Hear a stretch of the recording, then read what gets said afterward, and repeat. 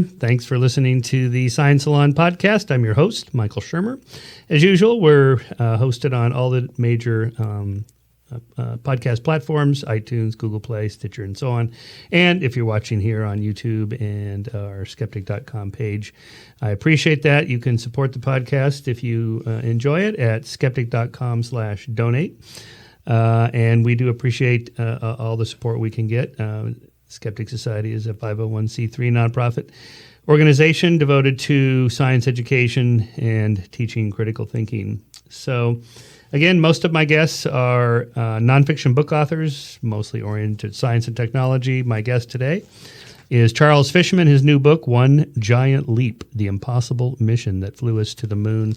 As I told him at the beginning of this, and I'll just repeat it because I mean it, probably the last 50 books I've read, nonfiction science books, this was the closest and best that should be nominated for a Pulitzer Prize in nonfiction. I think it's really that good. He's just a great writer. He has a in-depth background and context to Apollo of the 60s, politics, economics, culture, pop culture, pretty much everything that was going on at the time, and that's effect on both positive and negative about the landing on the moon. So it's a great story. We're releasing this the week of the 50th anniversary of the launch and landing on the moon, which is still a spectacular achievement. So with that, I give you Charles Fishman. Oh, and thanks for coming on the show. Your new book is One Giant Leap, The Impossible Mission That Flew Us to the Moon.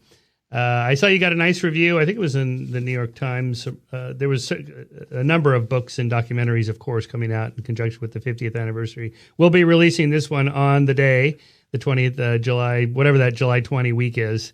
It's Saturday. July 20th is Saturday. Everyone will be celebrating that week, so we'll get in on that. It's pretty cool for sure. And I have to say, I've done maybe 50 nonfiction books in the last year. This is the only one I would say that this should be nominated for sure, and I think should win nonfiction Pulitzer Prize. It's really a well-written book. I read a lot of books. I read a couple books a week for my job, nonfiction, and you have the gift of writing beautifully. And I don't say that really about any of the books. It should win the Pulitzer Prize for nonfiction, and it's not a straight chronology, start to finish. You bounce around a lot, which separates you from the other books that have been done before and the documentaries and so on, in as much as you're kind of topically driven, based on the problems that had to be solved, starting politically and then going through the computers and all the things that could have gone wrong. And I learned a lot, even though I know a lot about this subject. I learned a lot from your book. So just by way of background, when you sat down to outline this, clearly you weren't going to say, okay, I'm going to start in 1950 when Wernher von Braun came to America and then go all the way up to last week. How did you pick which topics to cover and what themes to pick and so forth to structure the book? Well, what a great question. Let me just pause and say, from your lips to God's ears, it would just be nice to be a Pulitzer finalist. But, okay. But as you could tell from reading the book, I just think this story is so much fun, and there's so many parts of flying to the moon that they aren't quite untold, but they're just lost to history. And so my mission was to pick parts of the story that aren't well known but are of some significance. So I didn't go into the book with an agenda. I went in with a perspective, and my perspective is really simple. The story of going to the moon is most often told from the perspective of the astronauts, and that's totally understandable. The astronauts were heroic, they were smart, they were courageous. They're also a wonderful range of characters and personalities. It's a great way of telling a story. But there were 410,000 people back on Earth who made it possible for the astronauts to do what they did. And the astronauts would be the first to tell you that those people were as important as they were. In some ways, the astronauts would tell you they were more important because you couldn't substitute for them. And it turns out, after 4 years of research, that the people back on Earth who did the work necessary to get us to the moon, they were bold and courageous as well. Their work had to be absolutely perfect. And they had to invent things. Spaceflight literally did not really exist when Kennedy said in May 1961, let's go. And so my perspective was, let's understand the work that's necessary to get us to the moon. What were those 410,000 people doing for 10 years? Right. And what are the stories in that? And so I went and I wanted to tell stories where I added something. So not to start out on a negative. The book is filled with stories about the lunar module, about the computer that flew to the moon, about the lunar rover, a little bit about the politics, about Kennedy sort of losing heart just before he was killed. There's not a chapter about Apollo 13. Right. I don't have anything to add to a pair of blockbuster books and a blockbuster movie told by Ron Howard and Tom Hanks. I wanted to respect the time of my readers and find new stories. If you want Apollo 13, that story is beautifully told. I wanted to find stories that hadn't been told in that way and the characters behind them and bring those to life. Yeah, I love the story of the three women that sewed the parachutes and how important they were, important enough that they were not allowed to travel in the same vehicles together in case they were killed. I think that was them, right? The parachute women? Right. Yeah. They were the people who folded the parachutes. Folded the parachutes. Right. The women who, there were many, many more people sewing each parachute.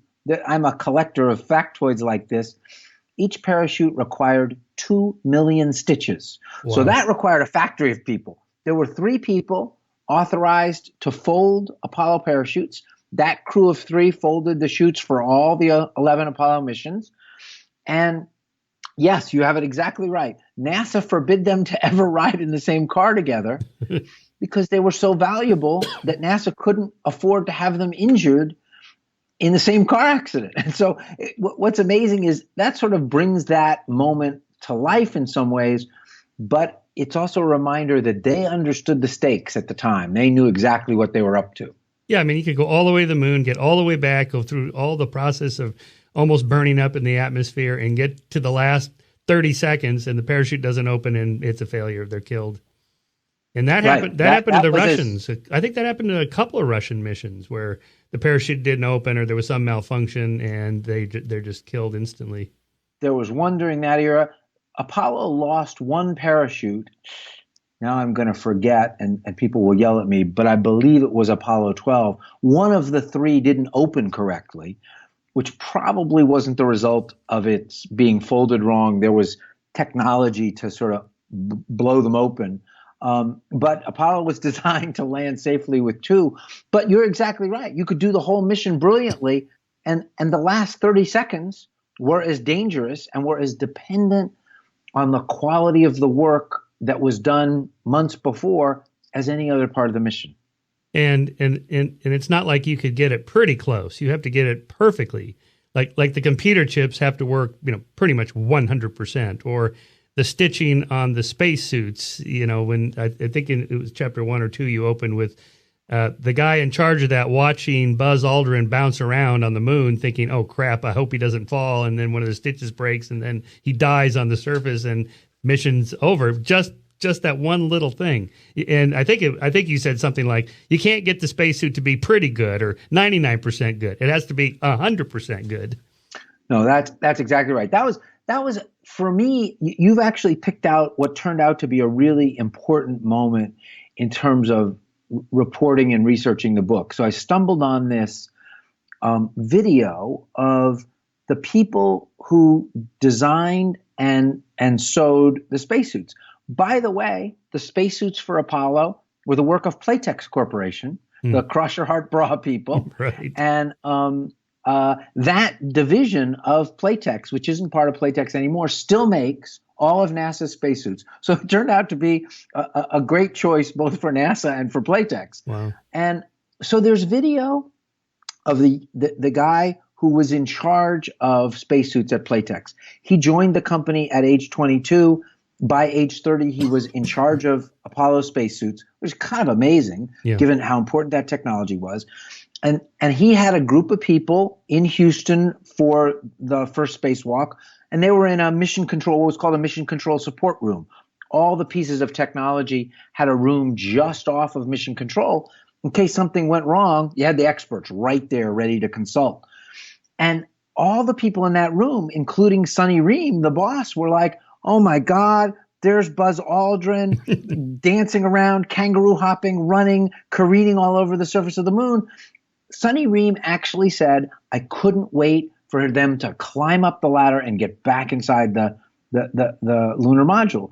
And I was so struck by that, because what an odd reaction, at least, Right. On the face of it. Like, this is the most glorious moment of your career. You're 30 years old. You've created the spacesuits that human beings are using on their first adventure on another planetary body. And all you're worried about is, could you get back in the spaceship? But we know how the story ended, right? All 7 moon landing missions turned out to be a stupendous success, even the one that was a failure. Apollo 13 was a disaster converted into this incredible triumph of human ingenuity and determination. But if you were the spacesuit guy, as they were walking around the first time, you had no idea how the story was going to come out.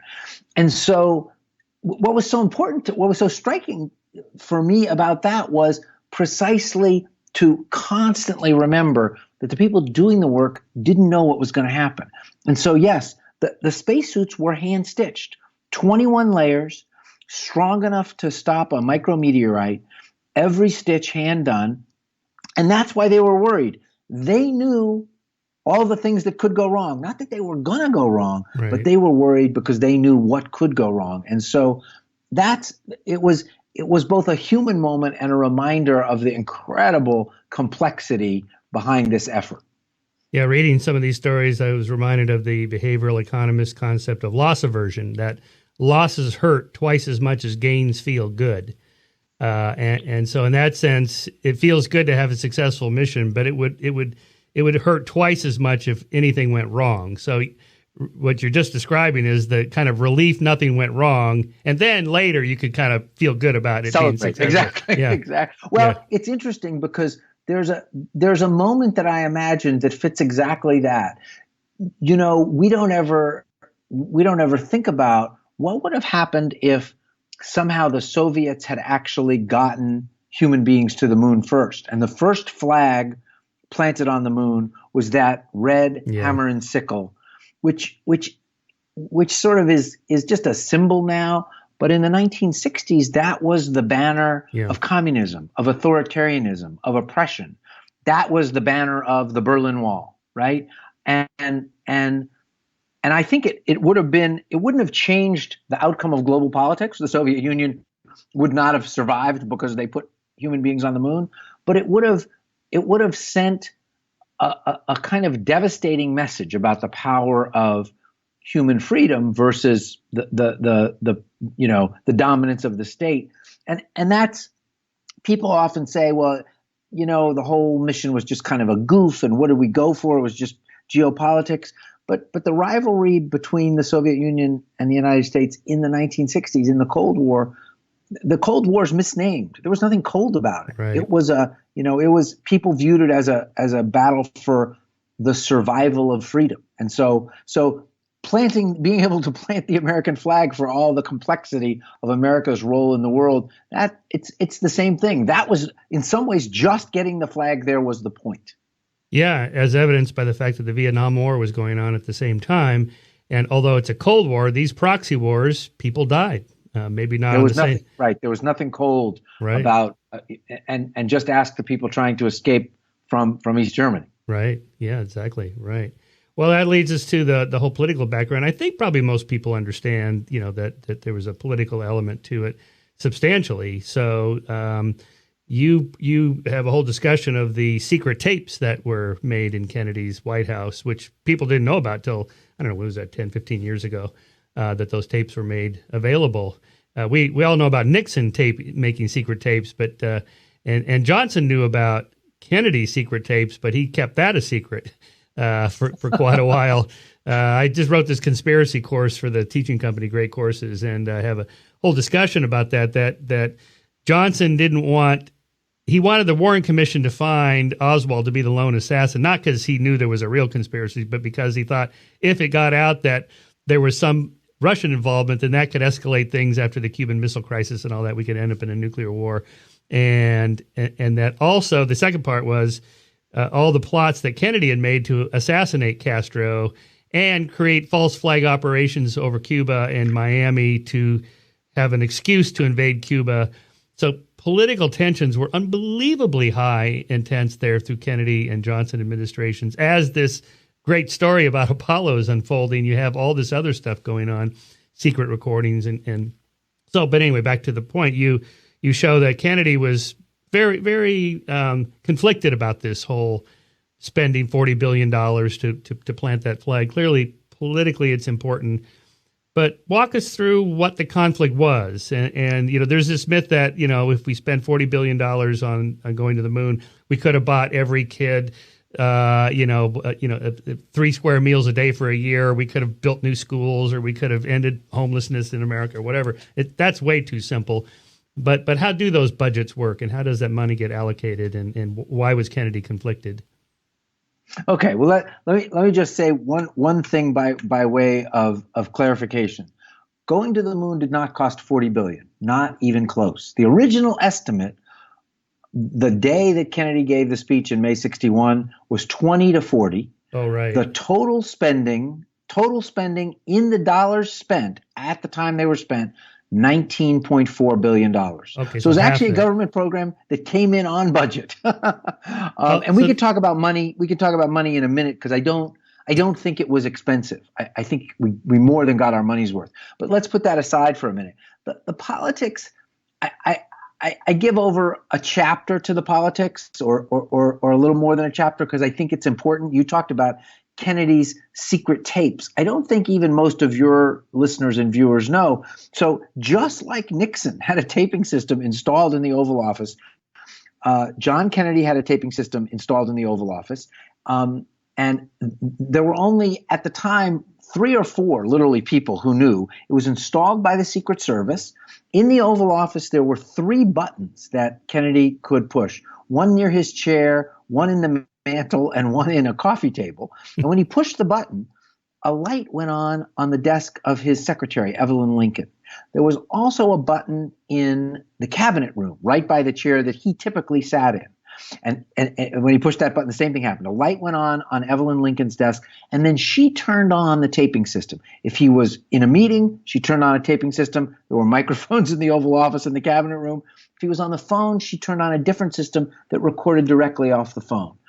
And it was so secret. I was astonished by this, that the day he was killed, November 22nd in Dallas, he was killed at 2 o'clock Eastern time. The Secret Service agent who installed it went into the Oval Office that day and removed it. So in the midst of national and global tragedy, this guy has the presence of mind to say, well, that's really bad, but I better take the taping system out before anybody discovers it. Excuse me. And so there are 2 really, it seems small, but there are 2 really important meetings that Kennedy taped. So he decided, Nixon may have been foolish. Nixon's system was triggered by voice. Right. Kennedy decided which things he wanted to record, and he ended up recording literally 9 a week, hundreds and hundreds and hundreds of meetings. Right. 2 of them deal directly with space, one from 1962 and one from 1963. And in those meetings, his skepticism is really clear. In the 1962 meeting, he was meeting with 9 NASA officials, was frustrated already just a year into the program that things weren't moving faster. And in a moment of frustration, he said, I don't care that much about space. I'm not that interested. We're doing this to beat the Russians. You guys don't seem to understand. Here's the benchmark if you're curious. If it helps us beat the Russians, then do it. If it doesn't help us beat the Russians, if it's cool space science, that can happen 6 months later. I'm in this to beat the Russians. So that was kind of an astonishing. I'm not that interested in space. Right. I'm the guy who's sending us to the moon. But let's be clear why I'm doing it. I'm doing it for geopolitical reasons, not because I love space. A year and a half later, it's September 1963. It's 10 weeks before he was killed. the world has changed completely. We've had the Cuban Missile Crisis, which he won. Then Kennedy turned around and gave a famous speech at American University saying we should reset our relationship with the Soviet Union. It is too dangerous. It is too fraught. Too much is at risk. Let's calm things down. Over the summer of 1963, John F. Kennedy negotiated the first nuclear weapons limitations treaty between the U.S., the Soviet Union, and Britain. That had been signed. And so Kennedy felt like, and by the way, the American space program was doing great.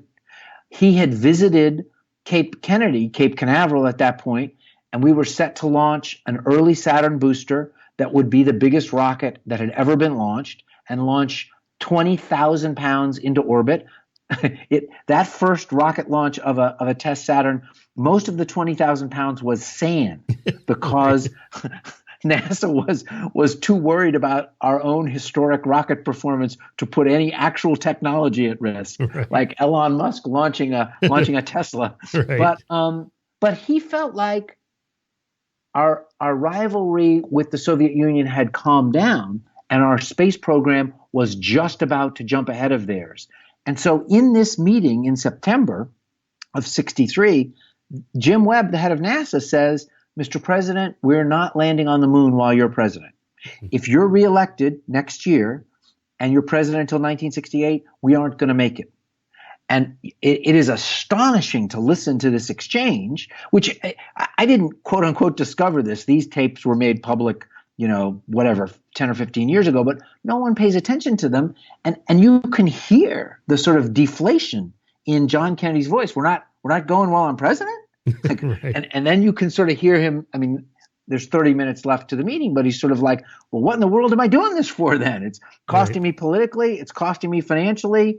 And by the way, the goal was to beat the Russians, and I've beaten them. I've gotten them to the treaty table. I beat them in Cuba. Now my space program is about to beat them.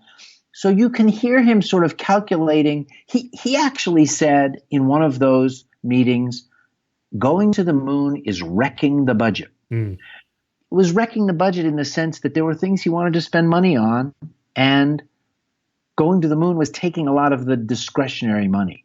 And so my view is, I mean, this is a game, right? Why even bother asking what would have happened if he hadn't been killed? The whole world would have been different, of course. But it's very clear that he was losing enthusiasm because his original motivation wasn't our motivation, right? In the end, landing on the moon became a completely different mission than beating the Russians. But I don't think he ever would have stood up and said, let's not go to the moon. I think he just would have let Congress set the pace. And Congress was already saying, wow, there's a lot of money for this moon thing. Let's use some of that for over here. And once you start cutting a moon mission funding, you postpone it to 70 and 72. And a mission like that in the United States that's pushed off, sometimes it ends up not happening. And so I just think we would not have made it in July 1969 if Kennedy had stayed president. And I think the signs are all really clear if you look at it. Because Johnson was much more into space than Kennedy. Absolutely. Johnson was an authentic believer in the value of space in his home state in Texas, but that's a little bit of a dig, but in the wider world too. He was a real fan of space travel. Well, that is why we have the centers in so many different states, because that's how politics works. You got to give a little bit of the business to a bunch of different of your constituents. So Houston, Florida, and Alabama for the Saturn V and so on. What are they doing all over the place? New York and California too, in electoral terms. Let's not leave out the big boys. Yeah.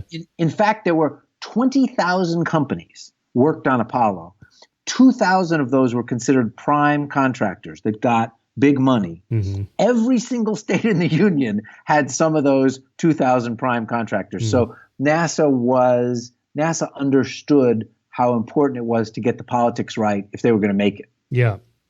Well, let's talk about one of the most important elements, which is the computer system. You have this great line in there about the computer software was woven by hand. Now, we don't think of computer software being woven. What in the world does that mean?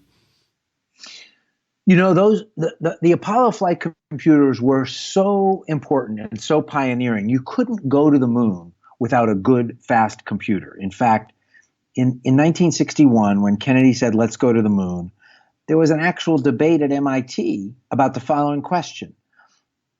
The math required to fly to the moon is so demanding. Can we do the calculations fast enough to fly there safely? That is, we're going to be moving so fast. Course corrections have to be made so precisely. Do we have the ability to do the math fast enough to fly there safely? That's kind of an incredible question. And so MIT was in charge of creating the computers. This was an era when a small computer was 3 refrigerators lined up next to each other. A regular computer literally took up the size of a small bedroom. And NASA created a computer that was faster than all of those and better. The smallest, fastest, most nimble computer ever created. It was about the size of a briefcase. And but what's interesting is the solution, the technology itself, exceeded our ability to make it. This happened all across Apollo. Mm-hmm. And the attitude was, oh, well, we just have to make it anyway. Right. And so the memory, there was no real good memory technology for computers at that time. Computer chips were just coming along. Disk drives were big, huge tape reels. Most computing was done with punch cards. And so the circuitry for the Apollo computer was hand woven by former textile workers working in a Raytheon factory in Waltham, Massachusetts. They literally used metal needles at some points in the process and wire instead of thread. Every single 1 and 0 was woven by hand, just like that. It took 8 weeks to assemble, to weave 73K of memory. Unbelievable. You get if you get an email of headlines from your local newspaper in the morning, it's 90K, right? Right. And so that to me was a kind of indicator of the intensity of this project. We could conceive and invent the computer, but we couldn't actually quite manufacture it yet. And everybody just shrugged and said, well, we can use some 19th century techniques to manufacture the computer, so let's go do it. And they did. But that also meant, as you said, every single wire had to be exactly right. Because if you got a single 1 or 0 wrong, you might have a devastating impact on the entire mission. And so that work, when I say the work of the people back on Earth was sort of as bold and demanding as the work of the astronauts, that's kind of what I'm talking about. Those women had to do their work perfectly. Yeah, that's just to punch home that point. You have the story about Gagarin and his the rocket burned to re-enter the Earth's atmosphere. It burned 1 second too long or 1 second too short. I forget which, and he was 200 miles off. Of course, right? Just 1 second. He landed in a potato field instead of landing where they hoped he would land. That's exactly right. Well, there's another moment. There was an Apollo 14. There was a kind of incredible tale, which I tell in the book because the computer ends up being the hero of this. But they're in orbit around the moon. They're getting ready to go land at the moon, and somebody in mission control notices that the master abort switch is in the on position, like somebody's pressed it. NASA was really smart about a lot of things, and the master abort switch in the lunar module only worked while you were flying down to the moon. That was the moment. It was literally a red switch, a red button that you pushed, like on a Saturday morning cartoon. It said abort. You pushed that, you flew straight back into orbit and safety. But it wasn't activated when you weren't flying to the moon. And somebody in mission control noticed that the master abort switch had been activated. The master abort switch was activated by a single bit. 1 or 0. If it was 1, it was activated. If it was 0, it wasn't activated. So literally a single wire made a huge difference. In that case, there was a little ball of solder floating around inside the master abort switch, making the connection and then floating away and unmaking it, making it and unmaking it.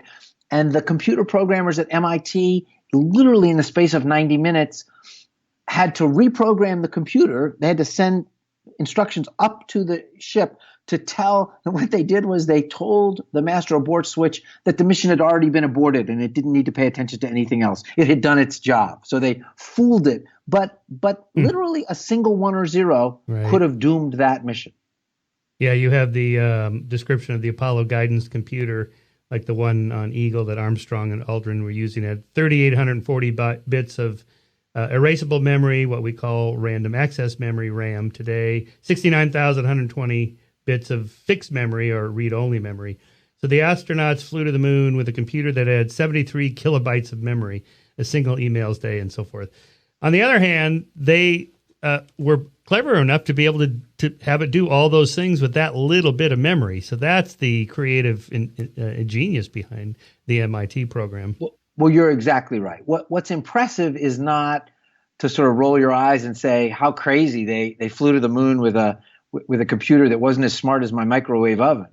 What's incredible is what the scientists and engineers and programmers at MIT were able to do with 73 kilobytes of memory. They were able to do the kind of math that's necessary to put a spaceship down on the moon and then blast it off. They weren't trying to make beautiful web pages or beautiful 4-color displays, that's for sure.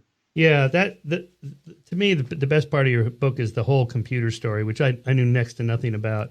And that really explains what the benefits of the Apollo program were. Not Velcro and Tang and all that silly stuff that we got, which was not even true, right? Velcro was invented in the 50s or something like that. I'm not sure why people always say those sorts of things, but it's really the digital age. You're the first person I've ever heard say that, we kind of owe the digital age to the whole Apollo program. And it's not that it wouldn't have happened, but as you point out, the fact that it might have happened anyway and somebody else would have got the credit. It happened this particular way, and that person should get the credit.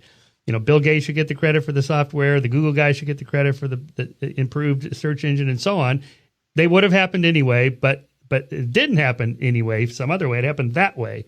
Exactly. That is. I didn't write about the computer only because it's an incredible story that hasn't really been very well told in the popular press. There's actually a whole book by an MIT professor called Digital Apollo. A whole book. That's one of the challenges of this of trying to write a book about Apollo, is that any part of it, like I write about the lunar rover for the introductory section of one chapter, 3,000 or 4,000 words. There are 2 whole books devoted just to the lunar rover. Oh, wow. So, but it's not a story that's well told. But the other reason I wanted to pay attention to the Apollo flight computers is that there's lots of conventional wisdom about Apollo. And I think a lot of it is flat wrong. The big myth about Apollo is that it was this brilliant one-off undertaking, an engineering triumph. For those who remember, a political triumph. We did, in fact, beat the Russians. We did plant the American flag there. But God, what did it get us? We don't picnic on the moon. We can't do our PhD research on Mars. It didn't open the solar system to this spectacular blossoming of human exploration and settlement in spaceflight. So probably it was nothing. But in fact, and then there's this effort to say, well, what about cordless drills? What about freeze-dried food? Something must have come from Apollo. And staring us in the face is this huge impact, which is totally unaccounted for. The Apollo flight computer was the first computer of any kind to use integrated circuits, microchips. It was a huge risk. At the moment that MIT said to NASA, we want to use computer chips in this computer. It's the only way to do it. Those chips cost $1,000 each. That's $9,000 in current dollars for a single computer chip that had 6 transistors. And at that very moment, IBM was designing and getting ready to construct its pioneering IBM 360 general purpose computer. That was the business computer that sort of broke open computing in the world of business. IBM, the biggest, most powerful computer company in the world at that moment, said, computer chips aren't ready for prime time. We're going to stick with transistors. They didn't put computer chips in their computers until 1970. Wow. MIT and NASA chose computer chips in 1962. And then NASA was the largest customer for computer chips in the world for 5 years running. huge volumes. 100%, 90%, 80%, 70% of all computer chips made in the world went to NASA. And NASA improved the quality of chips by a factor of 100. NASA had pre-acceptance, MIT had pre-acceptance testing of the chips it was buying from places like Fairchild Semiconductor. And if one chip in a lot of, in an order of 3,000, if one chip failed one of those 10 tests, NASA just sent them all back. These aren't good enough, send us some new ones. And the computer chip companies set up separate assembly lines, separate manufacturing lines, just for Apollo because of the demanding nature of that work. And so a couple of things happened. NASA, the Apollo program was the first effort that created what we think of as Moore's Law. The price came down 95% because of Apollo purchases. Gordon Moore, who is the author of Moore's Law, wrote the paper outlining Moore's Law in 1965. When Gordon Moore wrote that paper, he was the head of research and development for Fairchild Semiconductor, whose only big customer was NASA. Right. And the only organization he mentions in that, where he outlines Moore's Law, is NASA and Apollo. And so it is very clear that NASA laid the foundation for the modern semiconductor ethic that we rely on. And they were the biggest, most important, most visible customer at a moment when people didn't actually have that much confidence in chips. And so what did we take integrated circuits and do with them? We didn't run a chemical factory. We didn't run the elevators in a skyscraper or analyze Madison Avenue ad data. We did the hardest thing. We flew to the moon with them. And so, as David Mindell, the MIT professor, said to me, that was the end of the argument for the next 10 years. Is this good enough? Can we use our computer chips good enough for this? And the underling would say, well, they're good enough to fly to the moon, so probably they're good enough for whatever we're using them for. And so, and there was a second piece, not to belabor this, but there was also a cultural element, right? In 1961, computers weren't something ordinary people or business people had any experience with. And in fact, the idea of computers and technology was associated with nuclear weapons, with the atomic arms race. 10 years later, we had spent a decade watching people sit at computer monitors, computer terminals. And what were they doing? They were in mission control, flying spacecraft to the moon. And so in cultural terms, it kind of changed our appreciation and understanding, and also our trust level in computers, both literally at the technology level, at the level of the people who had to make the chips and then use them and buy them. And then out in the real world, we suddenly understood the power of computing, that it could be trusted. Apollo was the first time computers had responsibility for human lives. Today, they have responsibility for our lives all the time. Anti-lock brakes, the programming in your pacemaker, the elevators in your skyscraper. But there was a first time, and it was Apollo. And so we sort of instinctively started to understand this is a really valuable tool. And by the way, it's a dependable tool as well. And so I really do think, it's just what you said. I think Apollo ushered in the digital age. It doesn't get any credit for it. We don't say, well, somebody would have invented a word processor, so why are you giving Bill Gates credit for it? Of course someone would. We would be typing without Microsoft, but Microsoft's the one that did it. Yeah. We would have smartphones without Steve Jobs, but Steve Jobs is the one who did it. And so I think it's a great moment 50 years on to take a step back and say, wait a minute, we more than got our money's worth. This project sort of catapulted us into the world we live in today. How did MIT get that contract to do that? What a great question. There's a great story there. NASA knew that flying to the moon was going to be hard. The actual navigation part, as I said, there was this debate about whether we could even do the math fast enough to get us there. The very first contract of any kind for Apollo was to MIT for the navigation computers and equipment, just 10 weeks after Kennedy's speech. In contrast, the contract for the vehicle that actually landed on the moon wasn't done until 18 months after the speech. So it took a year and a half to figure out how to fly to the moon, what kind of spacecraft you would need, and who would do it. But 10 weeks after MIT got that contract, MIT, and I think some of this makes people uncomfortable, but MIT had a guy named Charles Draper who was sort of a genius of navigation.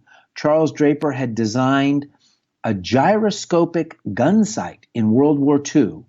American ships and British ships were being absolutely devastated by kamikaze attacks in the early days of World War II, and our gunners couldn't aim the guns on the ships correctly at the incoming planes.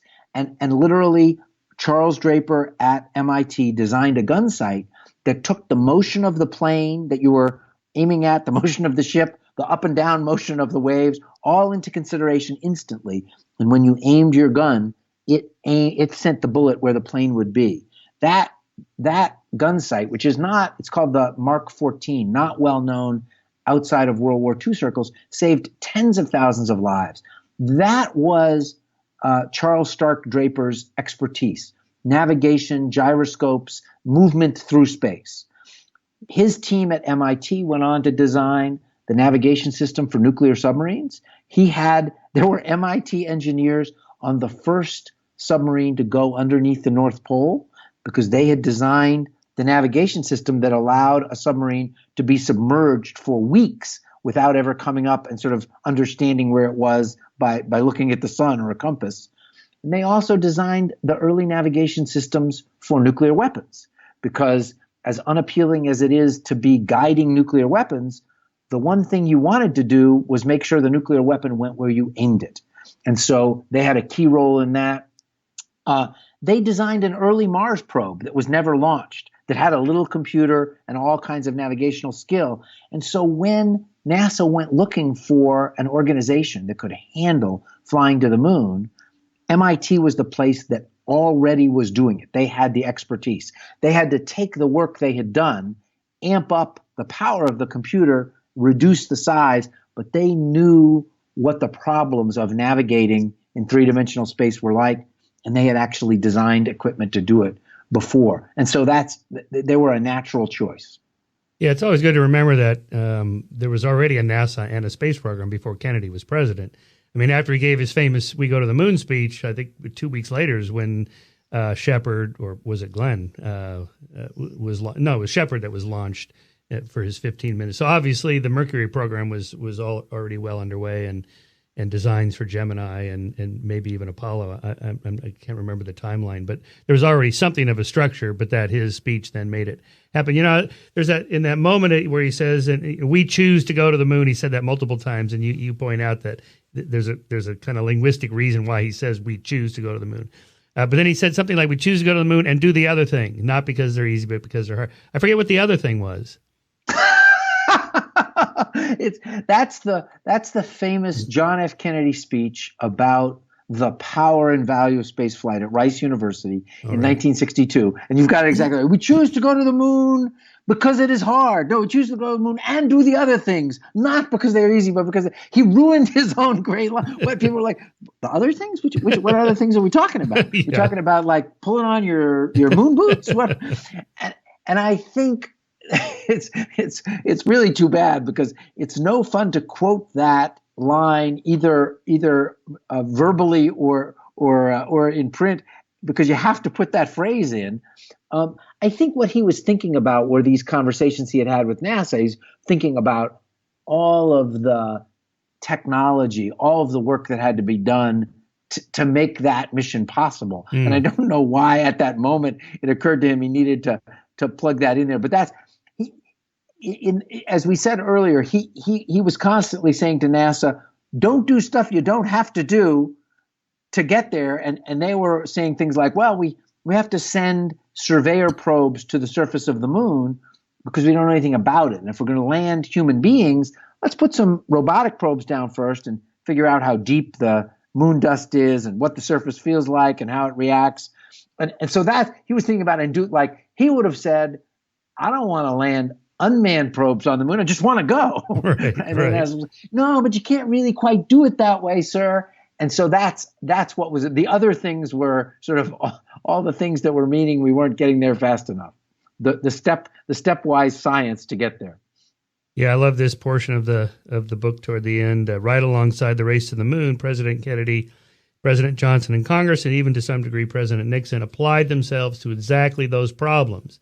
That's what the passage of the Civil Rights Act in 1964, the Voting Rights Act, 1965, the Great Society programs, 64, 65, Clean Air, 63, Clean Water, 72 acts tackled, and they transformed American society and culture. And then you have a whole list of good things that happened. So it wasn't like we had this one great thing, Apollo, and then Vietnam War and all the hippies and everything that was terrible about the 60s. No. Black voter registration across the South soared after the passage of the Voting Rights Act. In 2 years, it increased from 20% to 50% of eligible adults in Alabama, from 7% to 60% in Mississippi, and so on and so forth. The proportion of Americans who lived in poverty fell by 40% from 64 to 73, and the absolute number of Americans by 36%. Poverty among senior citizens was cut in half between 67 and 77. Median income for Americans in constant dollars rose by almost 40% between 60 and 1975. GDP of the United States in constant dollars rose by 50% just between 1960 and 1970. University enrollment doubled during the 60s. The number of women increased 145% that went to university. And then in the workforce grew twice the rate of men in the workforce in the 60s. Half a century later, the air and water everywhere across the United States are cleaner than they were in 65 because of the laws passed then. So, in fact, we accomplished a lot by that same kind of principle, that same NASA principle of just setting a goal and then working toward it. Well, and that passage you just read, which you are the first person that I've talked to about this that has picked that out. So let's just pause a minute and say, one of the other myths, the big conventional wisdom is it was a sort of brilliant one-off that went nowhere. I don't think that's true. There's this other bit of conventional wisdom, this other myth about Apollo, that it was really expensive. So let's take that in two parts. The first is it was not expensive. It cost a lot of money. At the time we did it, we spent, in the actual dollars spent, added up over the 10 years, $19.4 billion, 11 years, $19.4 billion. What's $19.4 billion? Well, 2 years of the Vietnam War each cost more than $19.4 billion. In 2 of the years we were fighting in Vietnam, that one 12-month period cost more than the entire race to the moon, and that happened twice. And there were 8 other years of the Vietnam War. So could we afford it? Well, we could certainly afford it compared to Vietnam. During the period of Apollo, from 61 to 72, Americans spent $40 billion buying cigarettes. So we spent $20 billion going to the moon and $40 billion on cigarettes. Could we afford to go to the moon? Well, we could certainly afford it. It's a different question. Was it the right use of money? But it wasn't expensive. It wasn't too expensive. If we could afford the cigarettes we were buying, we could certainly afford to go to the moon. So that's point one. Point two is the other criticism, and these criticisms are the same as the criticisms of space programs today. We should have spent the money on something else. We should have paid attention. It was distracting us from the problems at home. But you went through the list in a way that, having written it, I can't do it anymore. But what problems did we need to pay attention to? We needed to pay attention to race, to the status of women, to the economic and educational status of minorities. We needed to pay attention to poverty, to senior poverty that was terrible before the advent of Social Security. We needed to pay attention to what we were doing to our environment. You know what? We did every one of those things. We did them all at the very same moment we were going to the moon. Every one of those problems that people say needed attention, during the course of the 60s, we made dramatic improvements in them.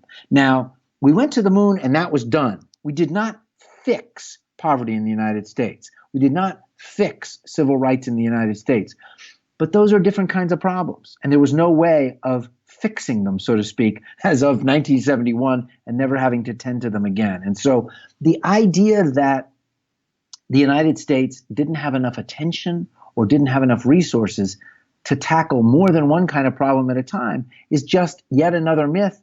Not only did we have the attention to do it and the resources to do it, we did it. You Yeah. did it while we were going to the moon. And so there's one other element that's worth mentioning, which is that this is a moment right now in 2019 when Americans don't have that much faith in their government. And they express that. If you say to them, can government fix problems? You get a lot of skepticism. But you know what?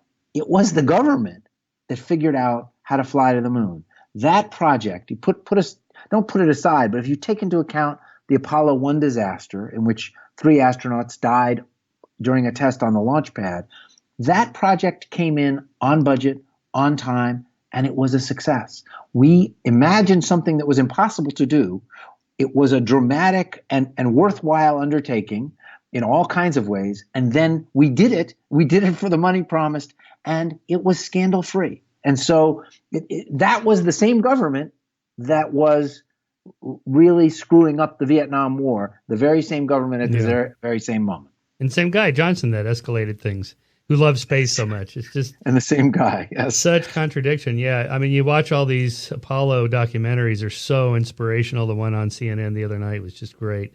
And then last year, 2 years ago, whenever it was, I binge watched Ken Burns' Vietnam War documentary series. I don't know, it was like 14 hours. I'm watching that right now for exactly the reason you're about to allude to. At the end, I just want to put my head in the oven and turn the gas on. It's just so depressing. It's like, this was just so pointless and just costing lives and money and so on compared to, what else we could have done. And a series of a sort of stepwise series of bad decisions. Decisions, like at this moment, was this the right thing to do? But the thing that is interesting when you watch the Ken Burns series is that the thing that we've talked about a little bit was so clear. What was haunting the people who were making those decisions, what they kept saying was, we can't let the communists take over Vietnam. Right. Now, in the end, of course, we did. And guess what? We're the people doing business with Vietnam. Go to Walmart. Half the stuff in Walmart comes from Vietnam. And it's going to get even more now with China's tariffs. Right. But at the moment, that seemed like a terrible, impossible choice. Do we stay and try and protect it, or the people we were defending? It turns out in Vietnam, the leaders, not the people, the leaders of South Vietnam weren't worth defending. Right. But the geopolitical stakes felt absolutely unavoidable, and they were the same stakes that, sort of going back 3 years, 4 years, had inspired the moon race in the first place. Well, that's the dominoes theory, and there's that famous speech where Johnson kind of walks through that. If we let them go here, then they're going to go there, and if we give up at Vietnam, then Cambodia and Laos, and he kind of walks it through, and I can see where that kind of made sense at the time.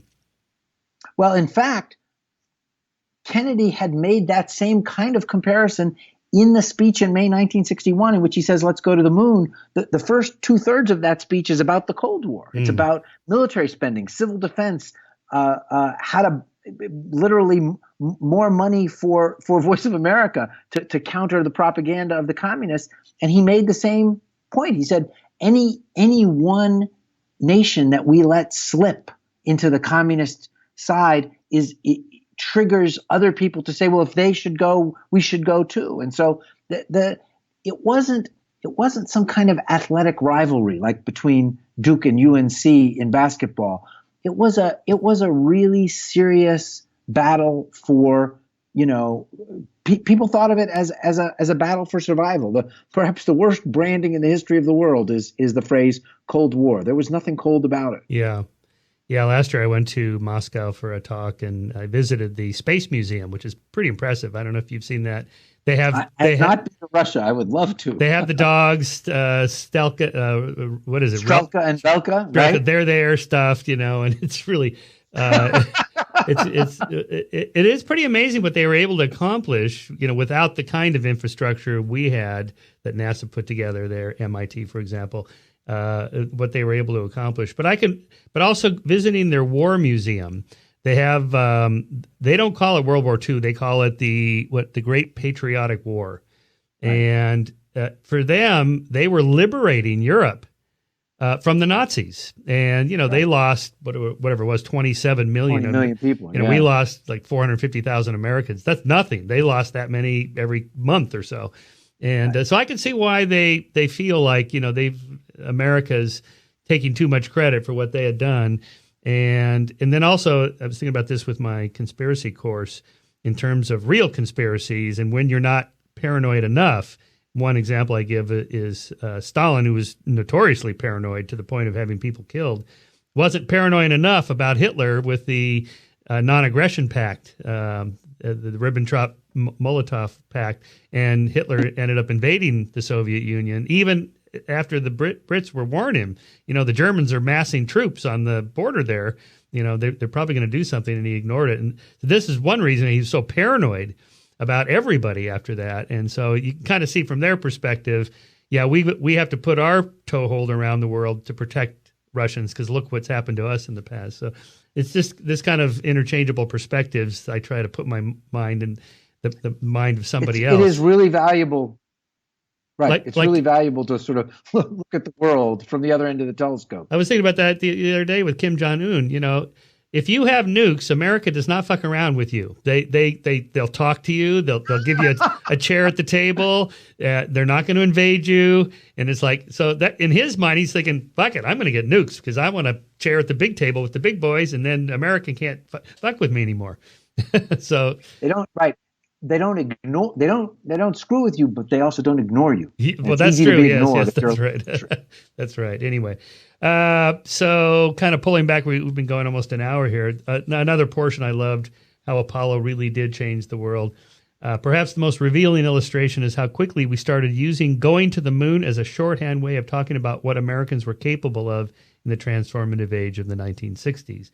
Not even a year after Kennedy's speech, the Agricultural Commissioner of Montana was angry about federal farm policy and the impact growing too much wheat was going to have on the livelihoods of Montana farmers. Lowell Purdy invoked Kennedy's moon mission to criticize the president and his farm program. Nothing is impossible in this age of miracles, Purdy said. If we can put a man on the moon, we surely are capable of seeing that our contemporary surplus agricultural products are placed in many hungry stomachs of the world. And then you tracked, and you did a lot of homework, I guess, to track all these down. Purdy was the first public official to be recorded using that phrase, if we can put a man on the moon. That was May 14th, 1962, when we couldn't put a man on the moon. and you have another dozen or so people that said it before we could even do it. This was a moment when I was glad my editor at Simon & Schuster was not, in fact, looking over my shoulder, because I spent most of a day, I sort of got obsessed with trying to discover this phrase, if we can put a man on the moon, ... Why Right. can't we fill in the blank with the problem Right. that you think we should be able to solve? And the more I looked into it, the more astonishing it was. So here's a guy in Montana criticizing John Kennedy by using John Kennedy's own moon mission, criticizing his farm policy. And the example he uses is if we can go to the moon, we can certainly get the corn our farmers are growing to people who are hungry, even though he's destroying the market. It would be 7 years before we put a man on the moon. And then all through that decade, long before we put a man on the moon, Ronald Reagan used it, campaigning for Richard Nixon. Hubert Humphrey used it. Robert Kennedy used it. Everybody used it, the phrase, if we could put a man on the moon, in 1965 and 1968, as if we had done it. There was no irony. There was no sense of self-awareness. And I was just, and in fact, and I tell the story in the book of this LA Times columnist who sort of 2 years before we went to the moon, he wrote a column saying, this thing's already becoming a cliche. It's really starting to get on my nerves, Right. And then he gave a list of things. My favorite one of his list was, if we can put a man on the moon, but we can't. People didn't always use the if. We can put a man on the moon, but we can't make hippies take a bath. Right. There's a moment from 1967 for you. But then that same guy wrote a column in June of 1969 saying, the phrase is now used so often. It is used in such a nagging and unpleasant tone. Anytime somebody wields, if we can put a man on the moon, what they're about to do is complain about something. We need to stop using it altogether. We hadn't gone to the moon yet. Right. But I thought what was really interesting about that was that phrase kind of caught my eye in two ways that I think are really revealing. First of all, people used it because even though they didn't know the details, a lot of the stuff we've talked about sort of slipped right past people even in that era. People understood that going to the moon was really, really hard. It was so hard that it was harder than cleaning up the polluted bay or getting education for poor people. It was just really hard. And the other thing was that people used it in this way when it literally made no sense. We couldn't put a man on the moon, so why are you comparing other things to that? Right. Americans knew we were going to do it. They just assumed, having had Kennedy declare that we were going to do it, having had NASA undertake the mission, watching the Mercury and Gemini and early Apollo program get going, we just assumed it was going to happen. And I kind of loved that. I found it charming. It was universal, right? Nobody said, okay, let's use this phrase as if we've done it already because we're Americans and we will do it. It was just part of our cultural sort of conversation. And what I loved about it is that is kind of the American spirit. Here's something that's impossible. Oh, you know what? We're going to make it possible because Americans love to be challenged in that way, and we love to rise to the occasion. And if you ask us to do something hard as a group or as individuals, we will often do exactly what's necessary to make the impossible possible. And there's this little rhetorical kind of time capsule showing that whether it had happened or not, we were pretty sure it was going to happen. And so I thought it was really revealing. What's kind of amazing is that we still use that phrase as often today as we did in 1968 and 1978. We still understand that it's about the hardest thing we've ever done. And if you want a comparison that's going to drive people crazy, my favorite. If we can go to the moon, why can't we? Well, my favorite instantiation of that, since we haven't gone there in a long time, is if we can go to the moon, why can't we put a man? If we can put a man on the moon, why can't we put a man on the moon? Right. The Wall Street Journal just a year ago had that headline. They did. If we can put a man on the moon, why can't we put a man on the moon? Right. That is that should be the final use ever. But somebody deserves the headline writing award of the year for that bit of cleverness. Yeah, I think the idea that Apollo was a failure because we haven't colonized the galaxy or say the solar system. I mean, that's probably going to happen now thanks to the conjunction of private industry, people like Elon Musk and Jeff Bezos in conjunction with NASA, with Martian colonies probably by 2030, maybe 2050 at the latest. So in that sense, it's not a failure. But the fact that we haven't done it yet, and Wernher von Braun had this program, what I think we're going to have people on Mars by 1970 or something, or no, 1980, I think it was. But that shows just how much of a political program it was at the time. There was no private industry that could have done anything like that. And once the political mission was accomplished, there was really no reason to go back to the moon. I still don't see any reason. I know these programs about we're going to go have a base on the moon and then send a rocket there and then launch from there to Mars because it's cheaper. Yeah, but you still got to get to the moon and stop and then start over again. I've never seen the logic behind that. It's cheaper. It's cheaper in aerodynamic engineering terms. It's not cheaper in terms of money. Right. It's much easier to launch something big off the moon than off of Earth. That's the sense in which it's cheaper. Look, I think you've zeroed in on something important. I think this is the most exciting moment in the world of space travel since the 60s, right? There was genuine excitement then with good reason. I think I don't sense that the excitement is quite there in the general public yet, but this is a really exciting moment. And it is because of Elon Musk and SpaceX and Jeff Bezos and Blue Origin. Those guys are trying to change the economics and the nature of space travel. They are literally trying to create the Southwest Airlines of space travel. And if they do that, everything else will change. And we have plenty of great examples. But when Steve Jobs took the stage 12 years ago and introduced the iPhone, the next day there were 10,000 stories written about whether it was important or not, what it would enable us to do. Right. What did we call them now? Hot takes. There were 1,000 hot takes and 1,000 lists. No one the next day said, iPhones are going to help us with traffic management. But it turns out that once everybody's got a smartphone that's on all the time, traffic management, you end up with these brilliant insights that were impossible any other way. When you lower the price of going to space 95%, when something that used to cost $100 million costs $2 million or $3 million, you completely change the game in exactly the same way.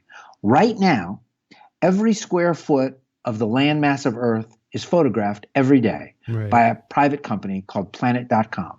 Your backyard is photographed, my backyard, the ellipse on the mall in Washington, the Kremlin. You know what else is photographed every day? All of North Korea, all their nuclear installations, their ports, where their trucks line up to load and unload, their rail yards. That's how we know what's happening in North Korea. That's how we know what's happening with flooding, in part, in the Midwest.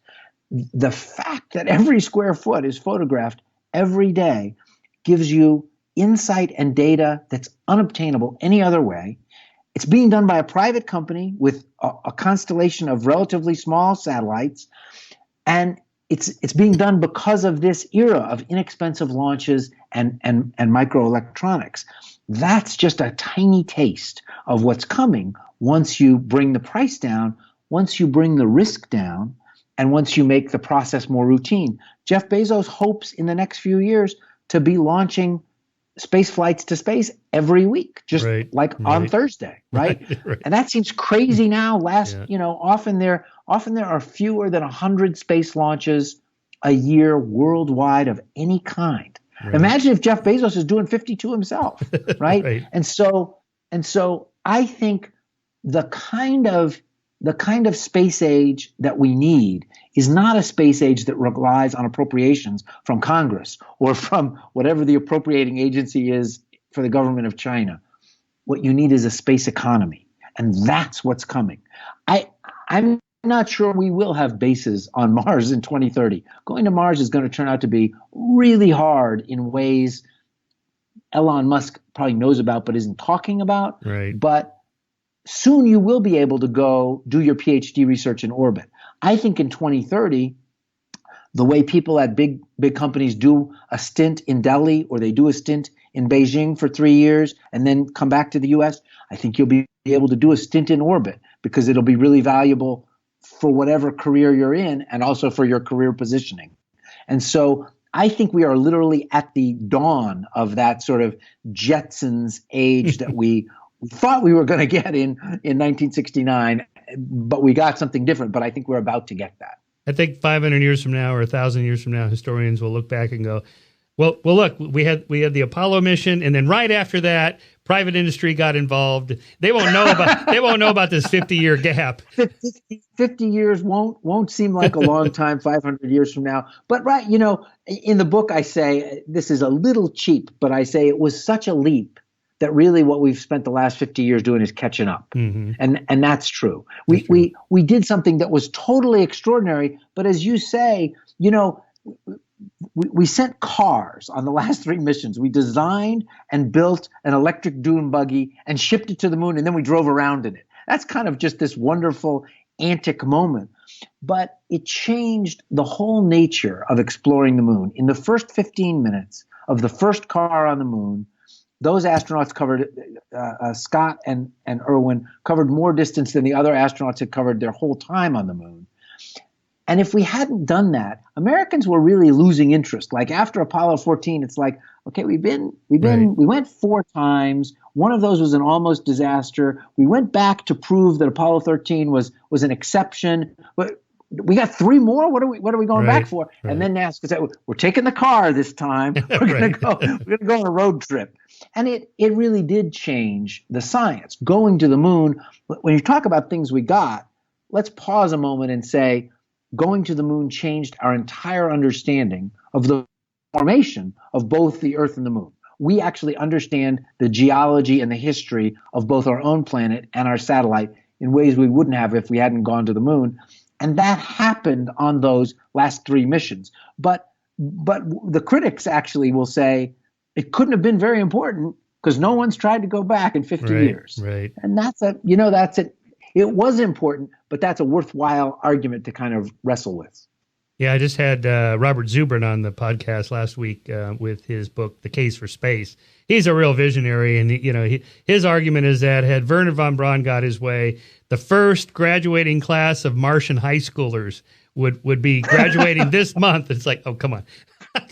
They'd actually be having kids. Yeah, that's right. Look, that's fine, but the problem is, and Zubrin's great, and you need people to push us. At some point, the Google guys sat down and said, let's get every bit of human knowledge online, and that's at that moment that was the most insane thing you could imagine. I spent 4 years reading thousands and thousands and thousands of pages. Let's do it differently. Thousands of reports, each of which was 400 pages, that are from the Apollo era that NASA has scanned up to its technical report server. I am so glad those are there. Right. I did not have to go sit in a library, look for something that was misfiled, find a gap, and say, oh, that's the one thing I want. Where is it? It's all there. And so you need people who have these completely ridiculous, bold ideas. But the problem is, as early as 1962, people were calling Apollo, which hadn't got underway yet, a moondoggle, right? The political support lasted, about as long as a moon mission would have lasted. It lasted about a month. And then people were like, wait a minute, what are we doing this for? And so the only problem with the idea that the first class of Martian high schoolers would be graduating is that only works if there's a good economic case. Mm-hmm. If Lewis and Clark was an expedition equivalent to Collins and Armstrong and Aldrin. But Lewis and Clark weren't just going out there to the entire left half of the continent on a goof. They were going out there to see what was there that we could use to build a great nation. Right. They were on an economic mission, and they carried dozens of American flags. I found this remarkable, given that we took an American flag to the moon. They carried dozens of American flags to give to the Indian tribes that they met as gifts. Right. The American flags were a way of saying, we the boss now. Right. We're in charge. We just want you to know we'll be back. And if you see this flag, you better watch out. It wasn't some kind of friendly, hey, welcome to the neighborhood gesture. Right. And so, but that was an economic mission. And going to the moon in 1969, 1970, 71, and 72 was not, in fact, an economic mission. Bezos and Musk, on the other hand, aimed to make money. And so that's how you create a sustainable space effort, is when there's an economy behind it, as opposed to just Congress having to appropriate it. Yeah, I was just rereading James Lowen's book, Lies My Teacher Told Me, history lies, that is. One of which was, when Jefferson purchased Louisiana from Napoleon, what a great, the French owned Louisiana Purchase. It wasn't theirs to sell.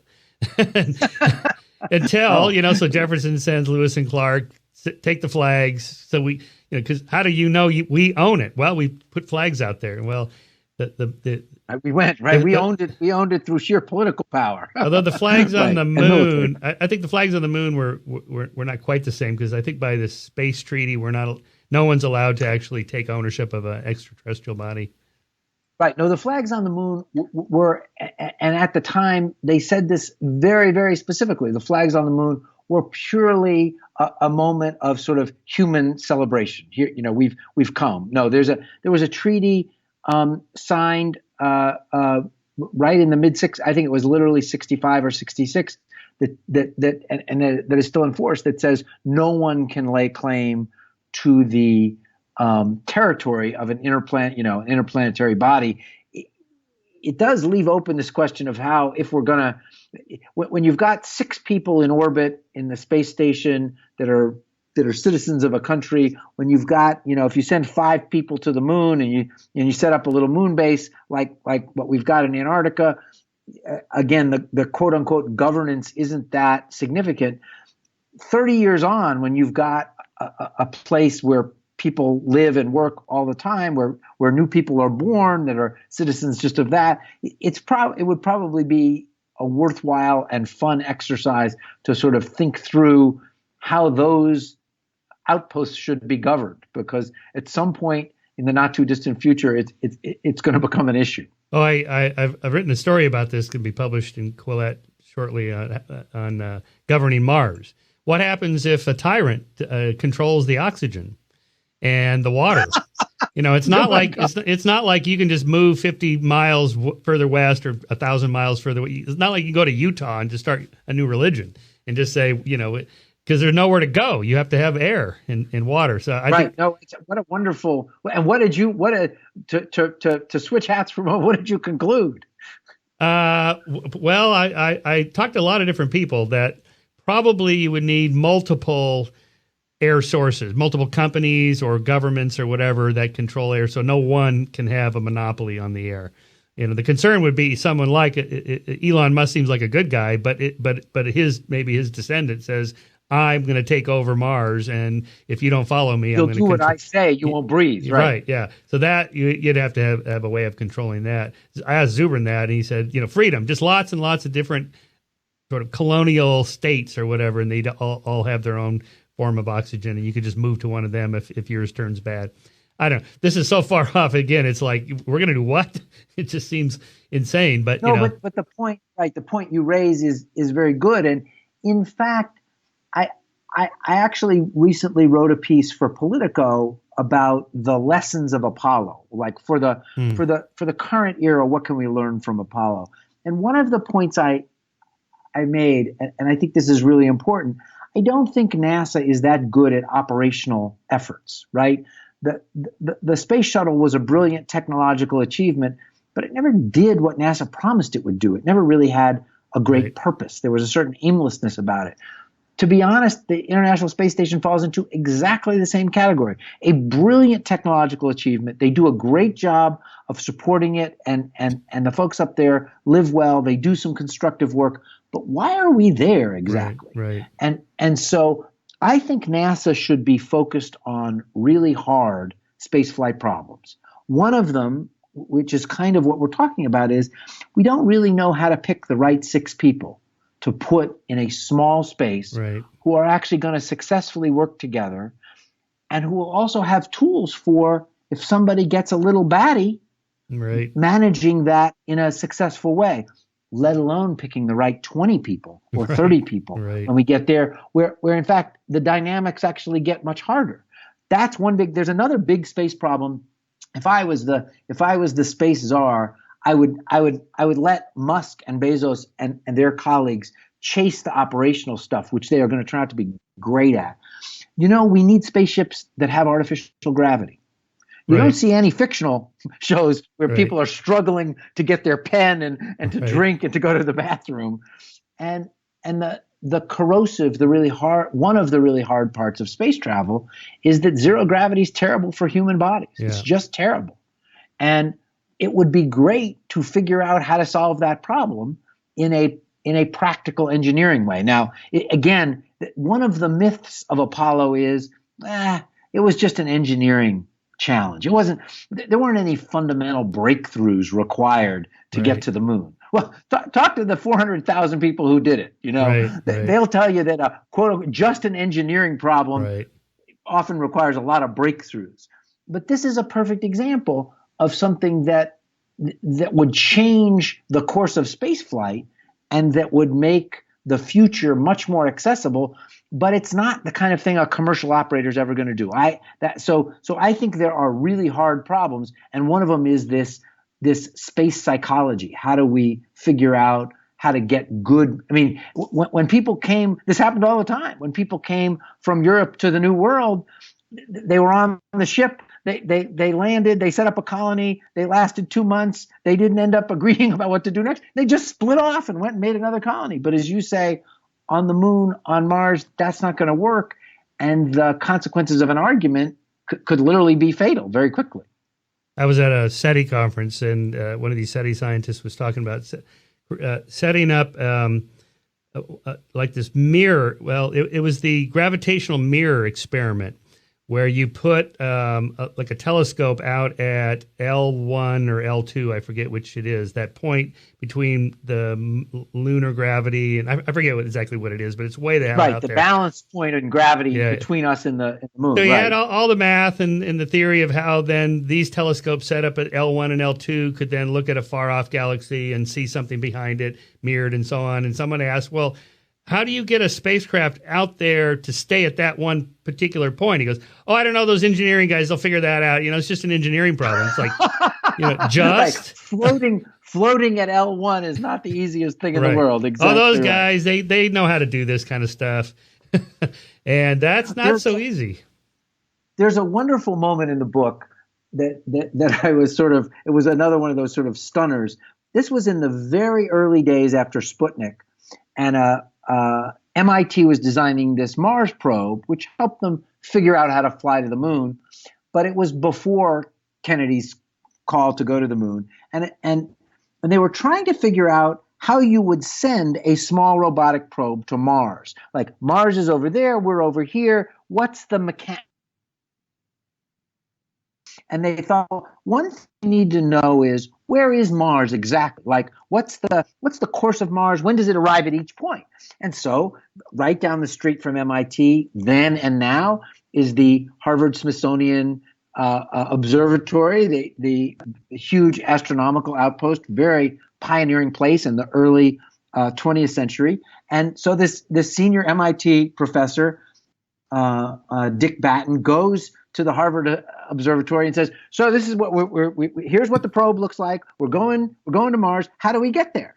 And the Harvard astronomer says, you're not going to Mars because we don't know where Mars is. Right. We got Mars kind of in the sky within a range of 20 or 25,000 miles. So you're never going to get there. Right. And the guy from MIT said, what kind of answer is that? You don't know where Mars, it's 1960 for crying out loud. Right. You don't know where Mars is? He said, okay, so we just figured the Harvard guys were no use. We would figure out where Mars was once we got up into space and we sort of aiming at it. But what a sort of startling moment. In 1960, we could only figure out where Mars was in space within sort of plus or minus 25,000 miles. The diameter of the Earth is what, 7,000. So that's a big range to not be able to nail down even a planet.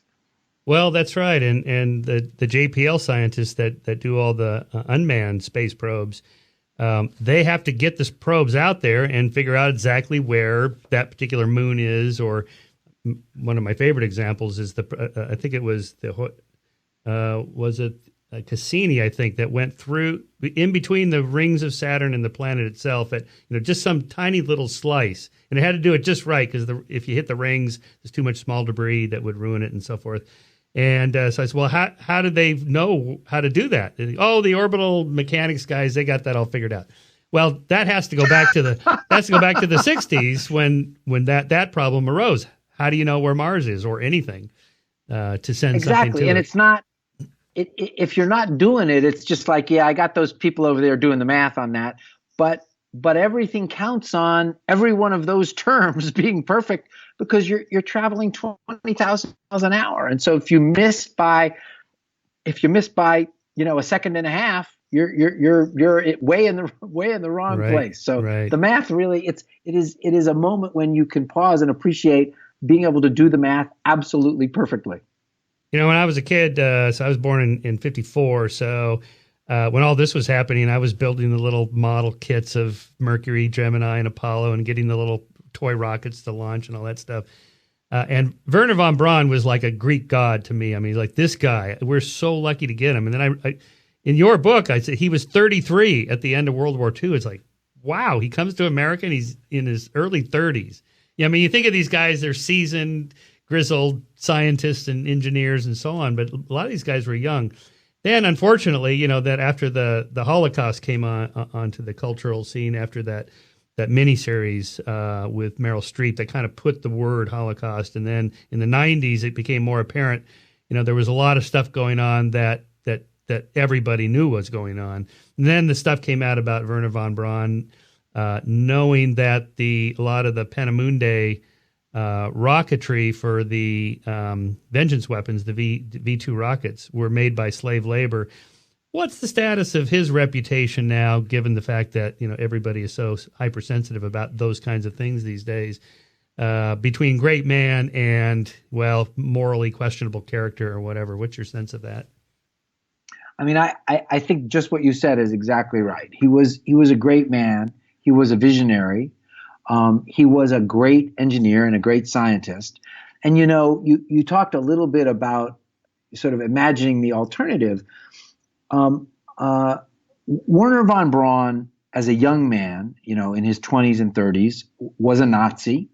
Werner von Braun just wanted to make rockets, and he was sucked into the Nazi machine. And presumably he did have some options, although who knows if he had elected not to participate. He might have ended up dead. He might have ended up in jail. He might have ended up a frontline soldier, on behalf of the Nazis. As it is, I guess you would call that morally compromised. On behalf of his nation, he went to war. And he got to do what he dreamed of doing, right? In a completely morally compromised setting, he got to build rockets that performed brilliantly, that were devastating to the British. But then, when the war was coming to an end, when his nation was defeated, he was desperate not to fall into the hands of the Soviets. He did not want to he did not want to repeat what had happened with the Nazis, with the Russians, and then be in the hands of people he knew would use that technology in ways that he'd already experienced.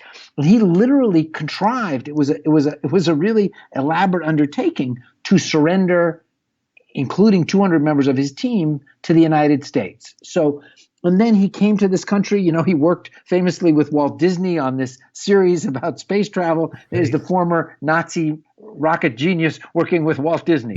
Right. So people don't get to scrub their history. And there's this popular saying that now, nobody's as bad as their worst moment. Well, being the engineer of the V2 rocketry goes beyond just your worst moment, right? Right. That's actually a career line on your resume.